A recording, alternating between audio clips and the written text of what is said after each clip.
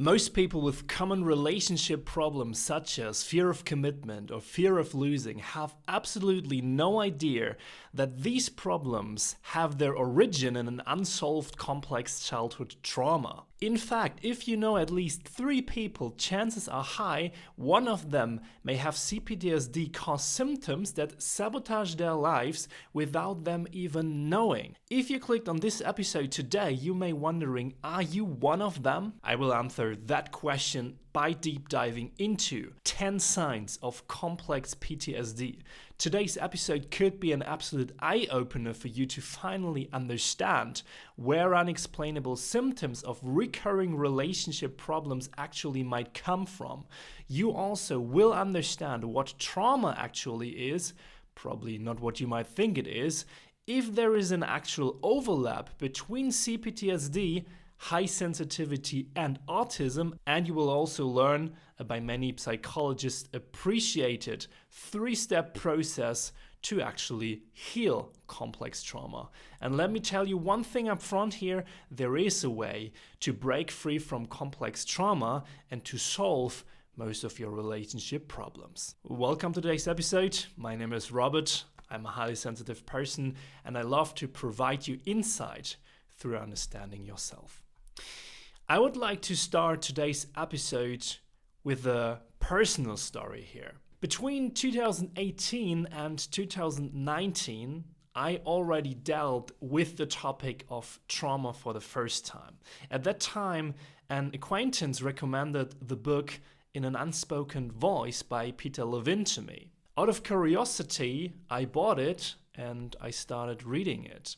Of course, I had absolutely no idea what the subject actually was about because Levine talked about car accidents, about 9/11 and abuse at the beginning of his book, and fortunately not events I could identify myself with. But at the time, in late summer of 2019, my relationship at that time was getting progressively worse. I was having more and more arguments with my then girlfriend, and I was having these weird stomach pains and discomfort when we were together. So I sensed there was something going on, that I had fear, some anxiety around that relationship. On a lukewarm late summer day, I arranged to go for a walk with an old friend from my primary school days. We hadn't spoken and been in touch for a really long time, and we had found each other again via Instagram. I was very interested in how he had developed and what was currently going on in his mind. So we strolled quietly through a lukewarm September forest where the first leaves had already turned yellow at this time of the year. During our conversation, we came to the subject of trauma. He told me that he was currently looking into issues of PTSD. PTSD, I yelled enthusiastically because I had also read about it just the other day. Yes, he replied. Soldiers in particular are severely traumatized by war events. That's really terrible, he told me. And he added, it's also really impressive how we human beings can store trauma inside of our bodies. We continued talking for quite a while that day. I told him about my relationship difficulties, about the uneasy feeling in my stomach, and that I would like to run away from that relationship, that I had some anxieties about that relationship. He himself did not know these kind of feelings. On the other hand, he was thinking of proposing to his girlfriend at that time. He told me that day she could become the mother of my children, brother. I'm afraid to ever let her go. I need her. So we both had some kind of fears and challenges facing our relationships. Never in my life would I have ever thought at that time that during that idyllic walk, the two of us had actually been exchanging traumatic experiences and symptoms almost the entire time. Never in my life would I have thought of drawing a line between CPTSD and my discomfort and relationship problems. After all, we were not war-traumatized soldiers. Whoa. But complex PTSD is not just about traumatized soldiers. So let's get into CPTSD and what it's actually like. Complex post-traumatic stress disorder is short form CPTSD or complex PTSD. Some might also say childhood-related CPTSD, is a mental health condition that causes chronic long-term trauma and stress. Since 2018, CPTSD is adapted to the 11th version of the International Statistical Classification of Diseases and Related Health Problems, the so-called ICD-11. Complex trauma is such an unknown topic that many people never really heard about it. But if you listen to today's episode, you will experience and understand so much more about other people's behavior and reactions. Now you will finally get why your friend, for example, often acts in a specific way or avoids contact from one second to another from time to time. And B, you will also experience for how many people that trauma reactions became actual part of their identity, even without them even recognizing. Many of us never realize that they often act out of their trauma or their traumatic experiences, their protection mechanisms to protect themselves. Whether they describe themselves as shy, as not brave enough, as fearful or avoidant, not wanting to commit or take responsibilities or withdraw. You will experience that often exactly these characteristics are nothing more but a response to CPTSD. Most of the time learned early in life to protect us, and that it's totally possible to finally let them go and become a truly but different, authentic person. Let's take a deep dive into what trauma actually is, because most of us probably have a misunderstanding here what trauma actually looks like. So let's delve into that before we go further into the topic of CPTSD. First of all, it is essential to understand what trauma actually is, how it feels like, or how it looks like. Because many of us might say at this point, trauma? I'm not traumatized. My childhood was great and I didn't experience any horrible things. That may be true, and I have always believed that as well, but there is this fundamental misunderstanding about trauma here. So trauma happens intentionally or unintentionally. It doesn't really matter, because what really matters here is your actual perception, because your perception of the world equals your reality. That is true as well as when we are young, when we are children. If you perceived experiences as traumatic as a child or as an adult, of course, then you experience them as traumatically, regardless of how bad or unproblematic they seemed from the outside. I want to give you an example here, also a similar example in the paper Adult Survivors of Childhood Trauma. So imagine you were a child and you were really sick when you were young. So as that child, you had to stay in hospital for a few days or even few weeks because of your health. The fact that the doctors kept you there can already be perceived as traumatic, even though the doctors only had your best interest at heart. But the feeling that you had as a child, that someone holds you back, trapping you in that hospital, suppressing your needs, maybe for love, maybe you want to see your mother, maybe you want to be free, maybe you just want to play. Whatever it is, there might be suppressed needs that can be experienced as really traumatic in that scenario. I want to quote Dr. Gabo Mate here.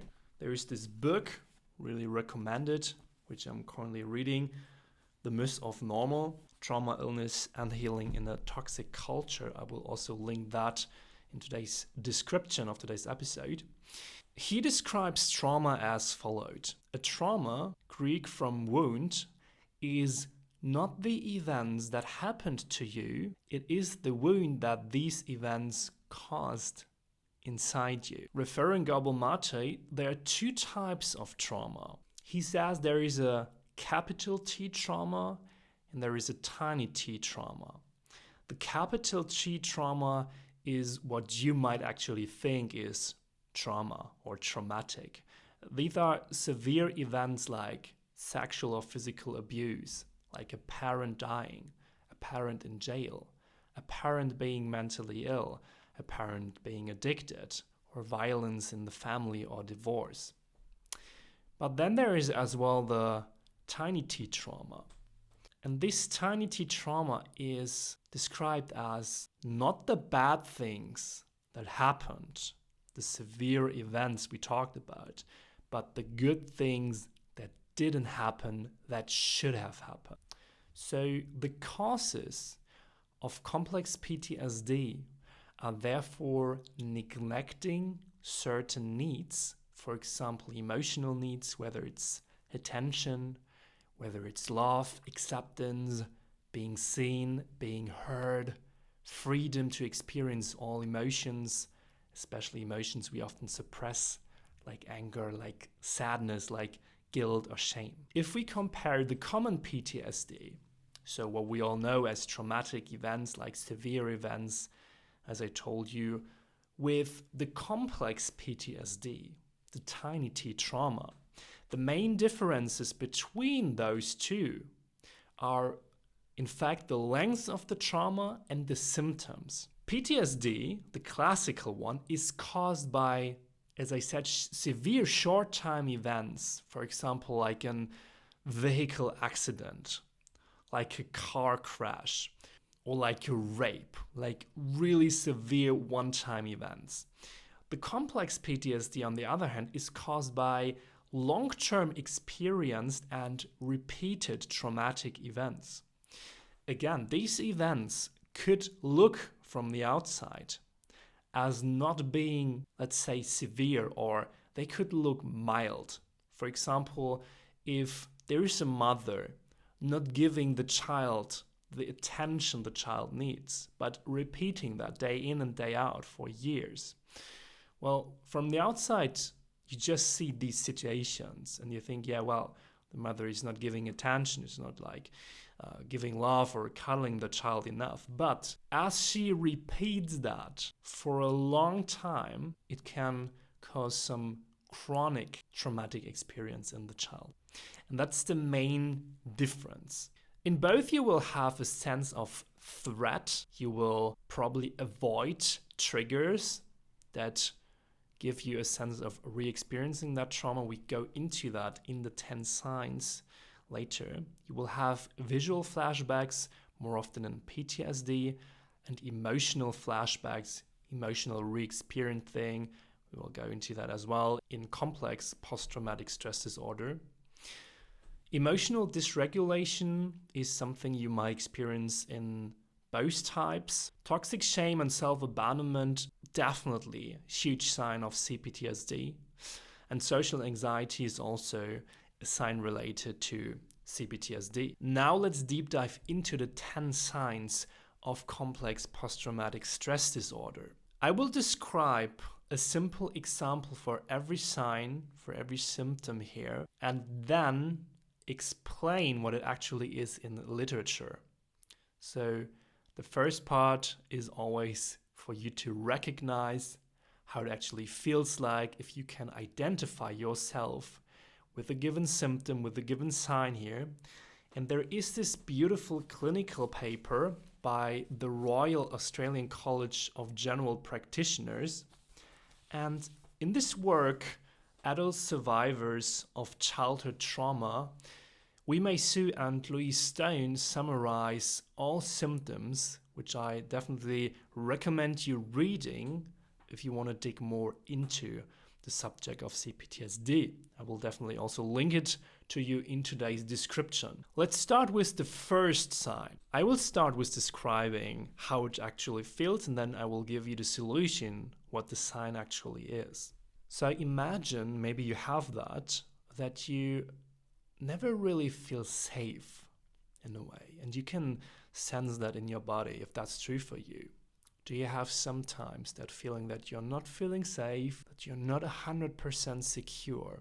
Especially, and we will also link that to relationships, as I said, when you're with someone you're dating, with your partner, or with friends or at work, in a relationship constellation, you are in general alert somehow. You are especially careful what you say and how you behave with the other people. Also could be in your family. Maybe that's familiar for you. There is this part in you that always says, be careful, watch out. And you sense that you somehow can't really be yourself because you somehow don't feel safe or secure enough to be yourself. So there's a part in yourself that you would like to push away because you do not feel secure showing that part. When bad things happen, you're often kind of low-key annoyed and you're rarely relaxed and calmed down around other people.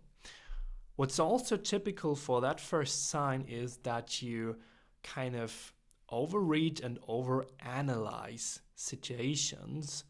So I know that overthinking is something which is also pretty typical for highly sensitive people, for sensitive people in general, but especially in that scenario, overthinking is also part of the symptomatic caused by the childhood trauma. Okay, I'll give you the solution for the first sign. This sign is actually called hypervigilance. And hypervigilance is a state of increased alertness. You are overly sensitive to your surroundings and alert to potentially hidden dangers around. Interesting thing is that, and I also experienced that myself because I have the symptom.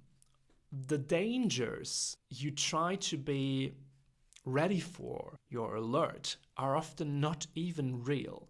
So the danger is an illusion caused by the traumatic events in your past. It's really important to understand that even if the dangers are actually not real, that hypervigilance, being super alert, is actually, or was actually, a super useful strategy to potentially save your life as a child.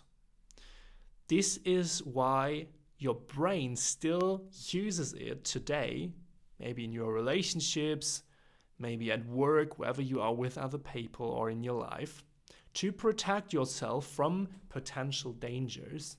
But these dangers, of course, are not real anymore because you're a full grown-up being.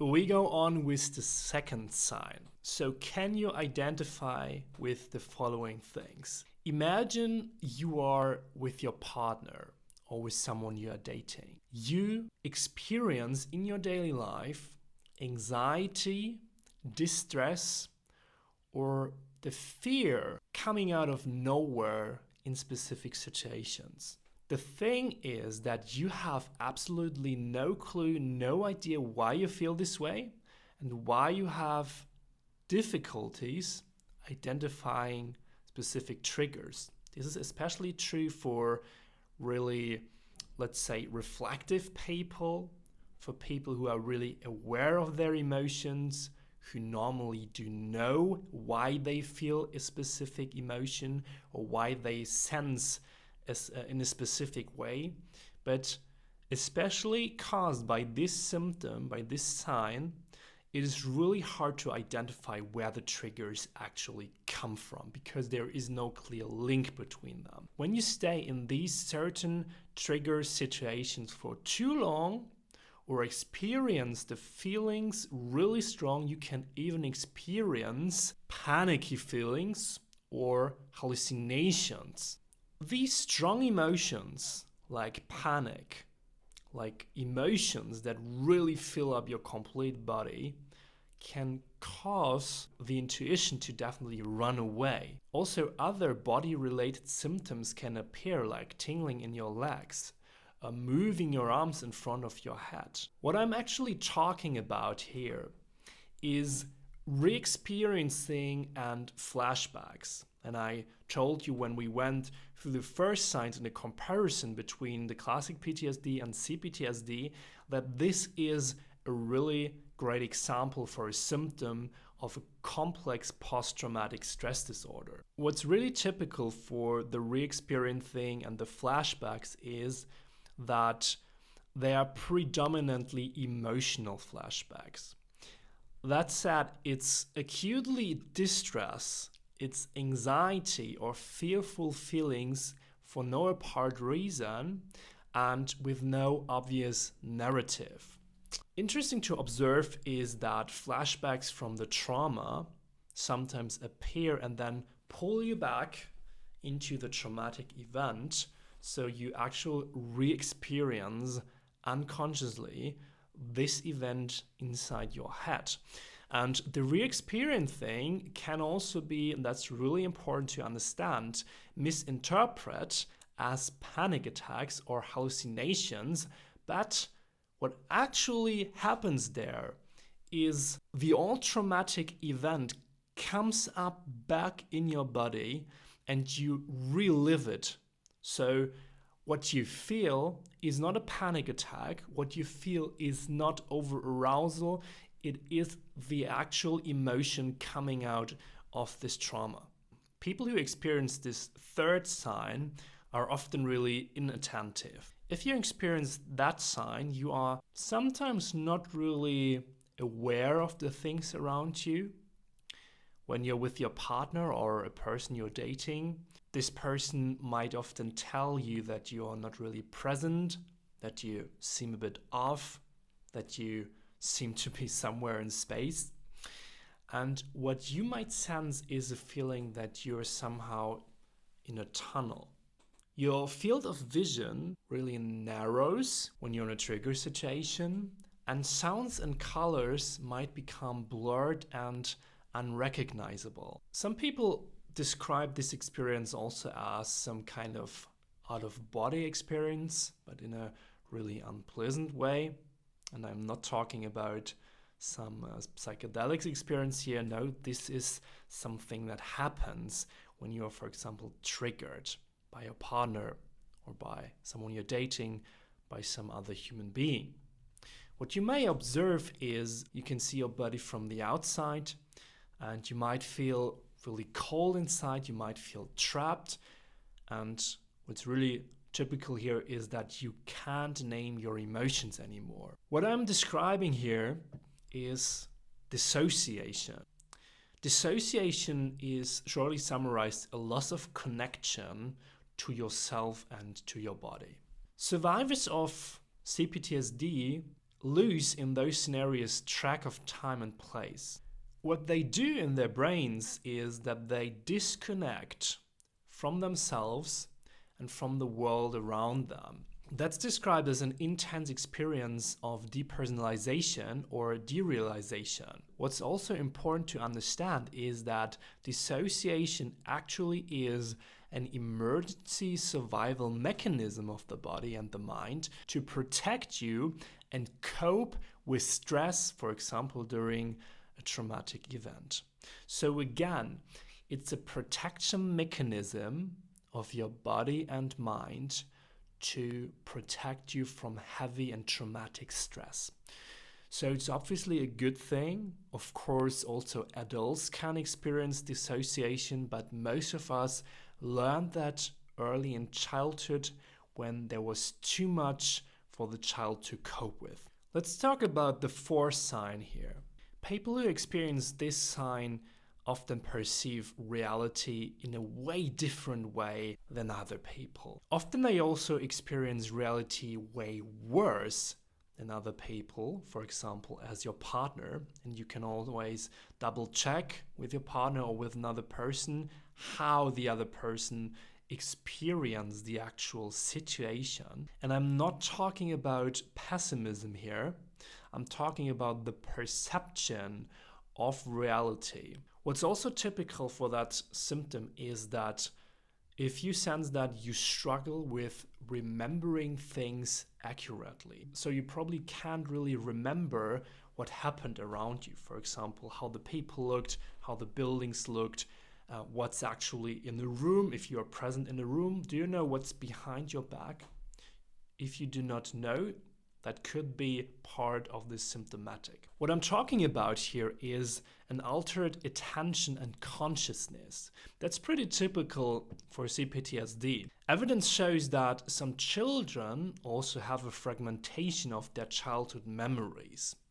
Traumatizing events are memorized way different than the children might experience them. So again, there is a distinction between how the child perceives and experiences reality and how other people might observe it from the outside, and how the child also memorizes this perception of reality, which can be way more traumatic than it looked from the outside. If you identify yourself with being altered in your attention, altered in your consciousness, the goal should not be to reconstruct the facts correctly or the events correctly that happened to you in the past, but more to manage the consequences that occur out of them in a helpful way. Let's talk about the next sign, and this is a really big one.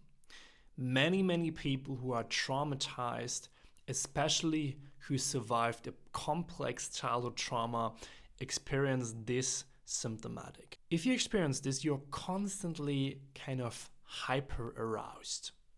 So there is a high inner tension, especially when you are with friends, when you're with your partner, when you're with a person you're dating, and the slightest trigger, you can react to irritably and kind of lose control. In really dark times, in really difficult situations, as you experience complex trauma, you might think about ending your life as well, because ending your life seems as the only easy way out. Suicidal warning: if you have suicidal thoughts at some point of your life, I definitely recommend you seeking professional help. What's also typical for this kind of symptomatic is that you even harm yourself, for example, with cutting or beating yourself. You might overeat as well, because eating calms you down. And you experience from time to time, especially when you have a fight with your partner, when you are in a severe discussion in a really difficult situation, you might experience extremely strong emotional reactions, which really fill your body up, which might even cause panic and crazy over-arousal. What I'm talking about here is emotional dysregulation. What happens here is that you have problems controlling your emotions. You are most of the time easily irritated, you experience chronic hyper-overarousal, and there's also chronic overarousal or a chronic high tension, inner tension in a lot of highly sensitive people, in HSP personalities, but it's definitely not the same. I think it's clear that many highly sensitive people especially sense traumatic events or traumatic stress way worse. So really heavy emotions can appear more often in highly sensitive people. What also is caused by these heavy emotional experiences caused by the dysregulation is recurrent or chronic suicidal ideation. As I said, self-harm again is definitely also part of that. To get out of this emotional regulated state, because it really feels extremely painful. If you have ever been in such a state, you know what I'm talking about. It's really difficult to imagine coming out of that scenario alive. So the emotional experience in a dysregulated state is really severe, and most of the times I would say even stronger or more painful than physical pain ever could be. And it can definitely also cause some kind of panic attacks or panicky feelings inside your body. Again, maladaptive coping strategies such as eating disorders, are also part of this symptom. Let's talk about the sixth sign here. If you experience this sign, you seem to have the exact same unfavorable behaviors like your parents. What you always wanted to avoid happened to you. You have become like your mother or your father. Or, also possible, you have attracted a partner who has exactly the unflattering characteristics of your mother or your father. You yourself also can treat your children in that exact wrong way as your parents treated you, what you always wanted to avoid with your children. What I'm talking about here is interpersonal instability. Interpersonal instability is about reenacting unhelpful relationships from the past, also including poor parenting skills, which you for yourself use with your children. And the symptoms most of the time are predominant at important life events such as marriage, pregnancy, or childbirth. There is the attachment style theory by Doc Gordon, I want to also talk about, with attachment styles such as avoidant, anxious, or disorganized.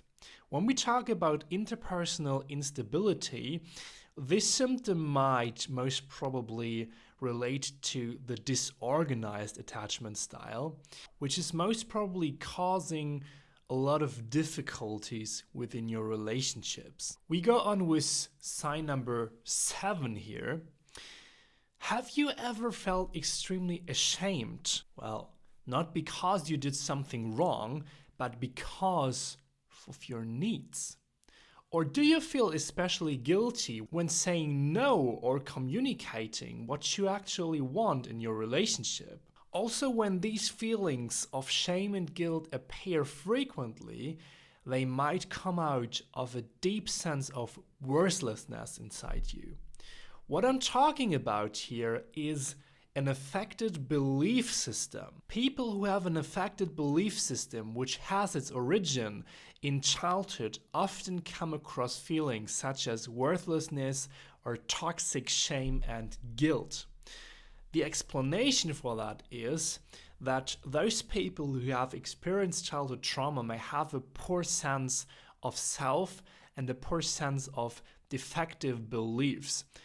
That causes that you are convinced deep inside that you are wrong and worthless. Let me tell you one thing, if you experience toxic shame or toxic guilt frequently in your life, that might most probably cause to childhood traumas. In my opinion, because I experience that from time to time as well, it really influences our lives, and it's definitely worth looking into therapy in that scenario to really work with those emotions, because they heavily distract you or sabotage your current relationships. But it's also possible to work with them and find a good relation to them in your daily life through therapy. Sign number 8. When you experience sign number 8, you might struggle a lot with talking about your past. For example, talking about your childhood or explaining the traumatic event or events that has happened to you. You can't really recall what actually happened to you, for example, in childhood, and you deny that certain things happened to you, such as abusive behavior from your parents. You might even protect your parents and say they didn't do anything wrong to me. What I'm talking about here is amnesia. And amnesia in the context of complex trauma is explained as a blockage of memory around the traumatic experience. What you can also experience is a loss of memory, and this is also a protection mechanism, again, to when it happened to you in early childhood, to protect the child, obviously, from the traumatic events and the perception, the strong emotions, the overwhelm that might happen to him or her. Let's jump into sign number 9. This one is a bit different than the other signs, and if you experience those kind of symptoms, then you most probably will have a big aha moment right now. So you might have, especially in relationships, at work, or in your daily life, unexplainable symptoms in specific situations, as I said, and those symptoms can be gut pain, acute or chronic irritable bowel syndrome, pressure in your chest, short breathing, chronic fatigue, sweating, or the feeling of being stressed and over-aroused in general. What I'm talking about here is somatic symptoms. And those somatic symptoms were the same symptoms that I explained in the story I told you while starting today's episode, when I was talking to my old friend about the anxiety around my relationship. Those things, those problems are caused by this complex trauma and then develop into somatic symptoms. Those somatic symptoms can be felt around your body, and they are most of the time medical unexplainable. They're physical reactions like chronic pain inside your body, which are associated to strong emotional states sometimes. Peter Levine says that trauma is stored inside your body. Now, what happens in trauma is that we have this tremendous excitation, and then, boom, we're overwhelmed. This energy becomes locked. It becomes stuck in our bodies and our nervous systems. So there is no separation between your mind and your body. There is a clear link between your brain and, for example, especially your intestinals. So the stomach area, the chest, where will appear, for example, chronic inflammations, those areas are linked, and those areas cause symptoms caused by the childhood trauma. If you ever wondered where those symptoms come from, now you have a possible explanation. And we finally come to the last sign of complex PTSD. This one is also a really big one, and I will tell you how it feels. When things get difficult, for example, in your relationship or in life, with friends, with work, and your first instinct is to be alone or to run away, then this is probably the sign. Instead of catching up with your daily to-dos, you might avoid by procrastinating with, for example, excessively playing video games, with working, with doing sports, with eating, or also with disruptive behaviors, with hurting yourself, or with binge watching, for example, porn or films, series. Those things are all linked to this kind of symptomatic. In relationships, this is pretty clear then. You might have the deep belief that you don't need anyone, or you are doing the best on your own. You do not need intimacy or love to feel good. If you have these kind of beliefs, this is probably the cause for it. Also, many people who experience this kind of sign never ever had a serious relationship, or they avoid relationships completely or on purpose, or most of the times they are the ones ending a relationship. What I'm talking about, that's pretty clear I think, is avoidance. And avoidance is a diversion or distraction associated with a specific theme. Avoidance could also be considered as positive behaviors, such as distraction into work instead of addressing issues. Could be described as running away, for example, from your problems. What people who experience this symptomatic do is avoiding relationships, as I said, and specific topics in your life. Why do they do that? Because they want to protect themselves from the experience of getting hurt, from overwhelming feelings, for example, those most of the time they experienced in the trauma.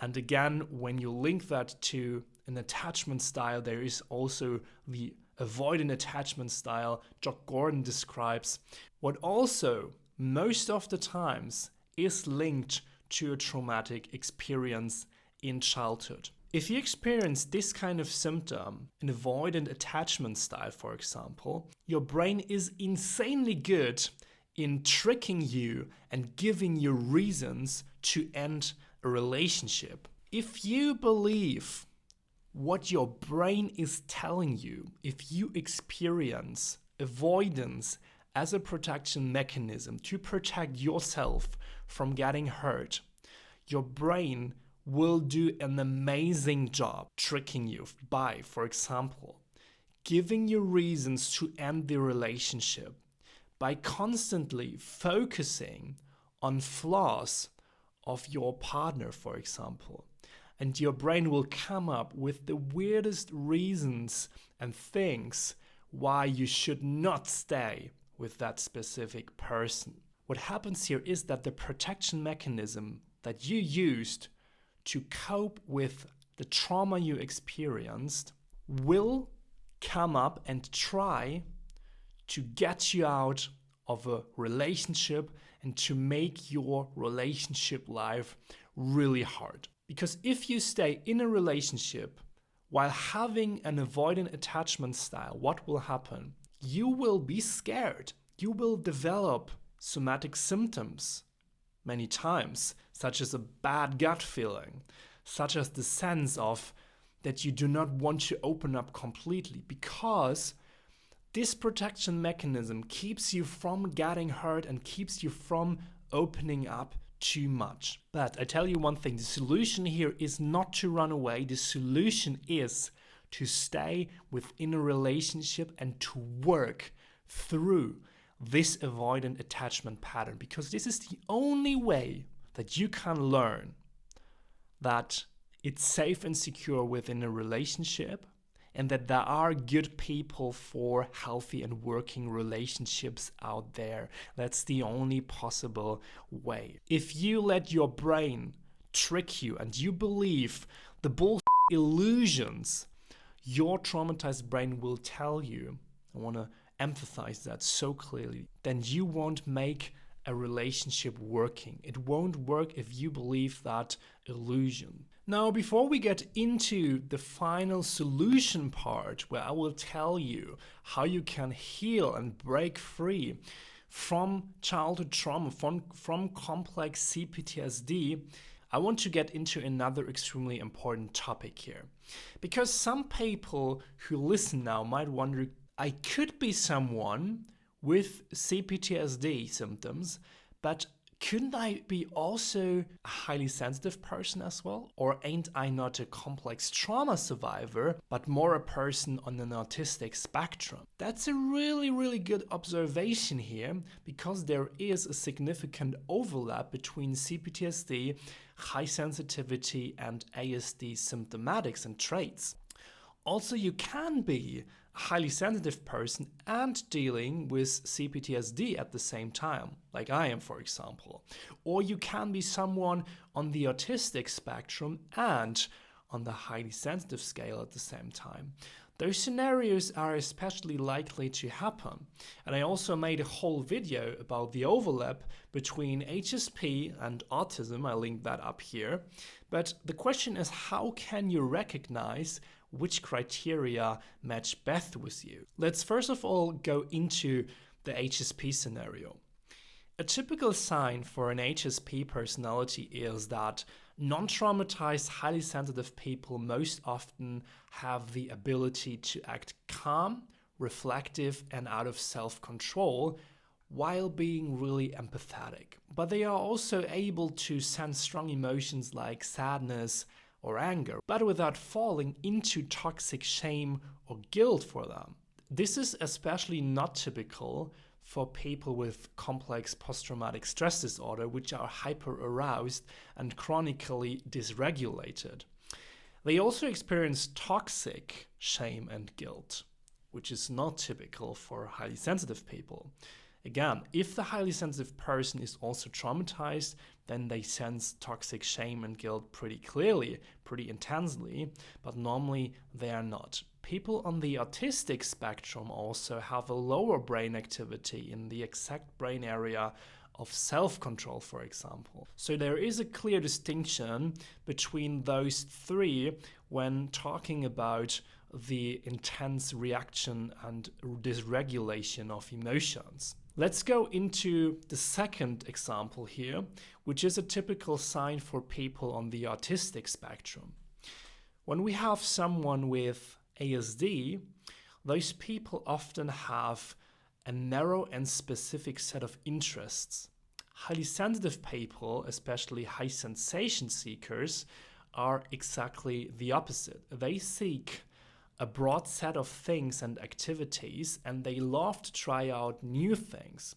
People with CPTSD are not influenced in their choice of activities and interests, but they could be afraid or act shy when trying out specific things. And example number 3, this is a typical sign for CPTSD. When we talk about somatic experiences, especially like a strong gut pain, like pressure in the chest, irritable bowel syndrome, those things are typical for a dysregulated central nervous system and a traumatic wound that is expressed within the body. This is not typical, rather for highly sensitive people and also not for ASDs. Both groups definitely are sensitive in their emotional perception and they sense emotional reactions pretty strongly, but non-traumatized HSPs and ASDs are definitely able to re-regulate fastly without developing chronic somatic symptoms. Okay, now let's talk about how to break free from complex trauma in 3 steps.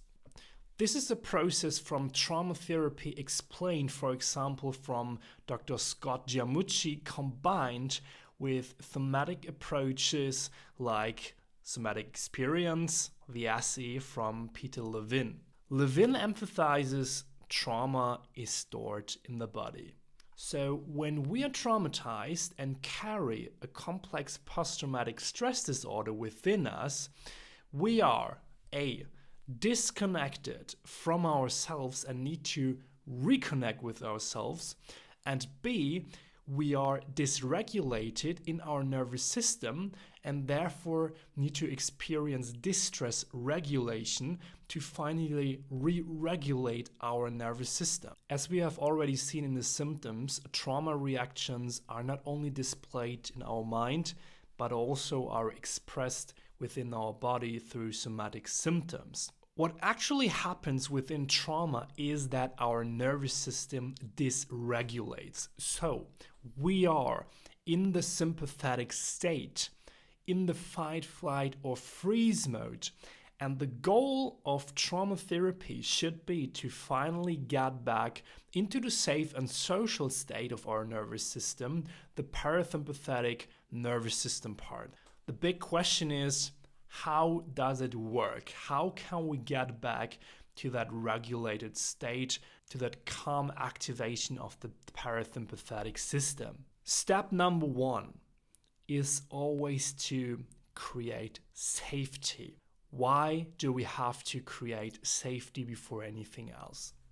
We have to learn that it's safe out there before we might recall or work on traumatic experiences. I highly recommend again to work with a therapist when dealing with complex trauma. And if you're lucky enough to work with a therapist, he or she will identify how to make you feel safe first before starting to process the actual trauma. It is so essential to create a sense of safety first, because most of the times when you experienced a childhood-caused complex trauma, you were lacking a sense of trust and security or safety. You can figure out what is actually missing. Most of the times, as I said, it is a sense of safety. Sometimes underneath the trauma also lies another unfulfilled need that could also be trust As I said, that could be the sense of connection to yourself or to other people. Could be also autonomy, love, or sexuality. Could also be multiple as well. What's really important in this first phase here is to identify the missing needs or the suppressed needs, or most of the time, what can give you a sense of safety and security here. You definitely need to work with your personal strengths and resources here. So maybe an already developed self-worth, maybe also really well-developed sense of your adult personality parts. It's important to really see yourself as an empathetic and a brave person, as well as a strong human being. You can identify those parts by asking yourself the question, which parts in yourself are strong resources? Which parts are already well developed?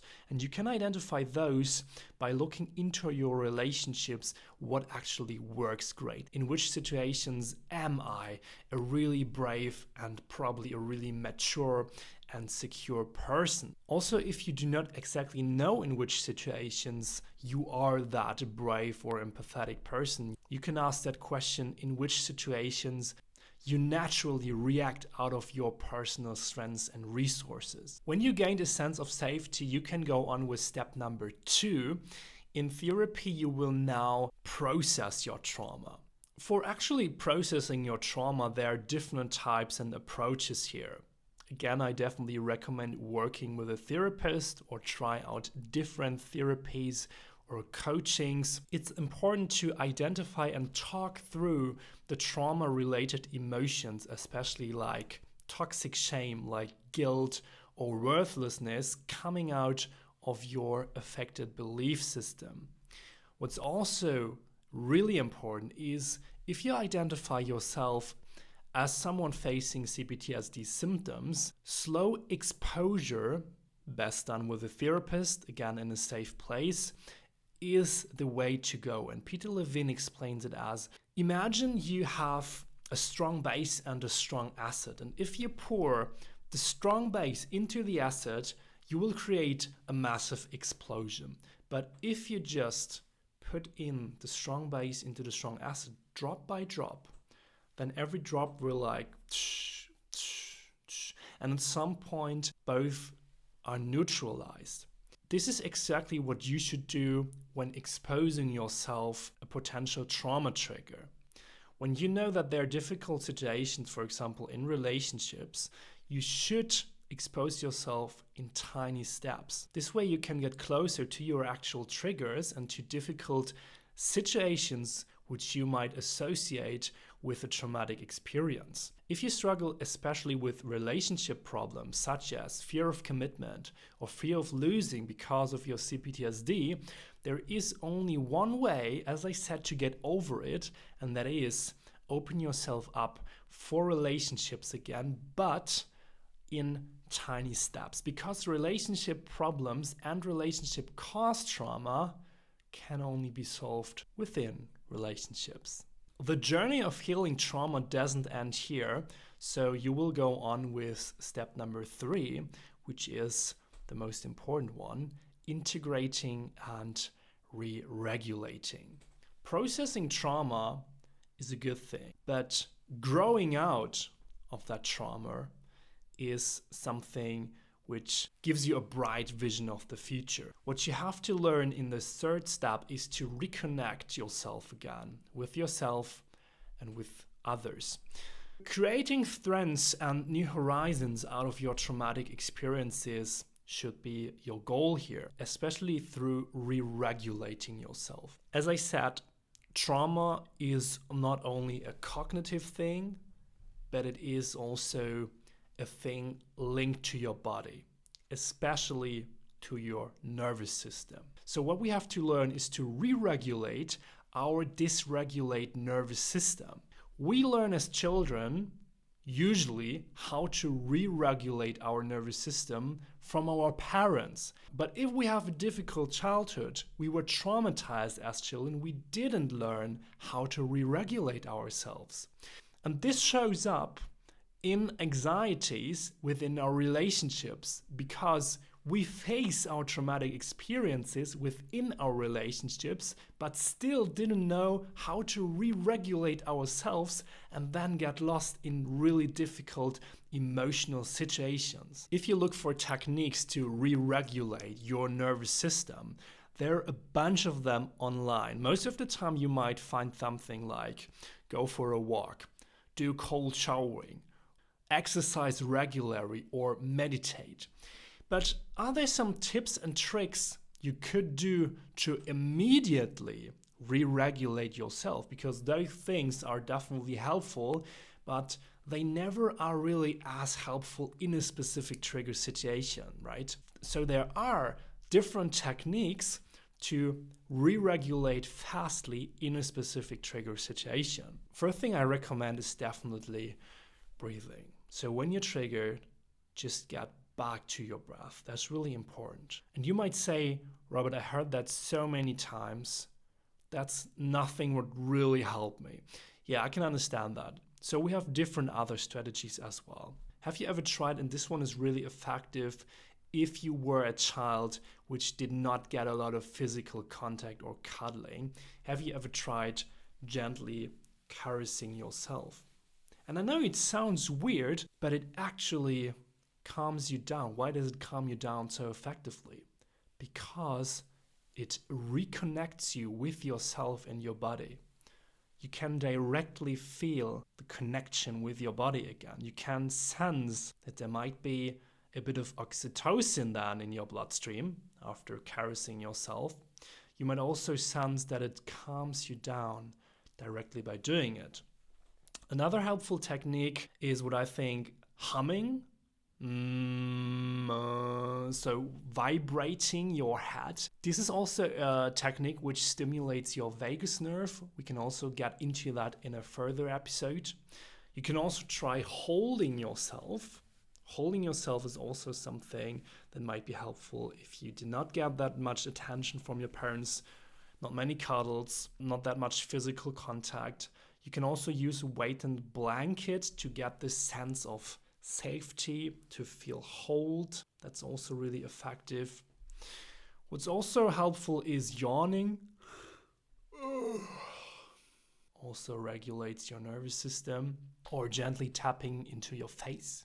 So these things definitely help to re-regulate within a couple seconds and to get rid of the initial emotion you might experience when getting triggered. They might not always work, but it's definitely worth a try when you're triggered, when you're in a specific situation where you experience a flashback from trauma.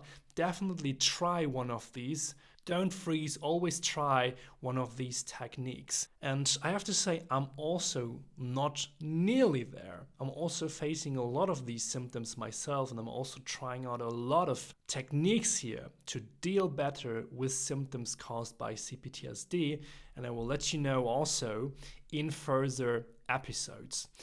Let's sum up today's learnings.